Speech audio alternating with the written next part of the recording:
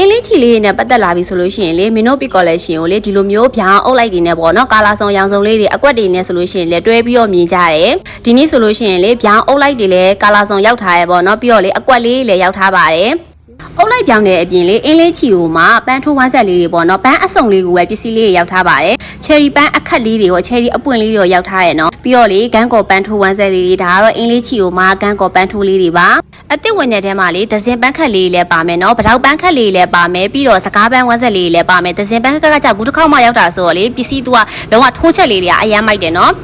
ဗျာအုပ်လိုက်တွေကတော့လေမင်းစီမှာလူတလူကိုက်ဖြက်လေးတွေရပါတယ်တော်ဝင်ဒဇင်ပန်းလေးခုတစ်ခေါက်မှအစ်စ်ဝင်တဲ့တော်ဝင်ဒဇင်ပန်းလေးအရန်လှလို့မလို့အားလေးလည်းပြော့ကျင်တယ်ဒီကန်းကော်လေးကတော့မပါမဖြစ်မလို့ထည့်ထားရဲပေါ့နော်ဒဇင်ပန်းခက်လေးဆိုလို့ရှိရင်လည်းလုံးဝထိုးချက်လေးတွေကအရန်မိုက်တယ်ပြီးတော့ခုတစ်ခေါက်မှရောက်တယ်ပြီးတော့ကာလာလိုက်9ရောင်ထက်တယ်နော်9ရောင်လုံးကလုံးဝကိုဟော့ကာလာအမကတော့ကူ3ရောင်လောက်ပဲတင်ပေးထားပါတယ်စိုင်းမာလေးအင်းလေးချီကိုမှပန်းထိုးဝမ်းဆက်ကောပရင်ဝမ်းဆက်တွေရောအုပ်လိုက်ကိုက်ဖြက်တွေရောလိုတလို့ပစ္စည်းတွေအများကြီးရောက်ထားမှုလက်လီလက်ကလာရအပေးလို့ရပါပြီ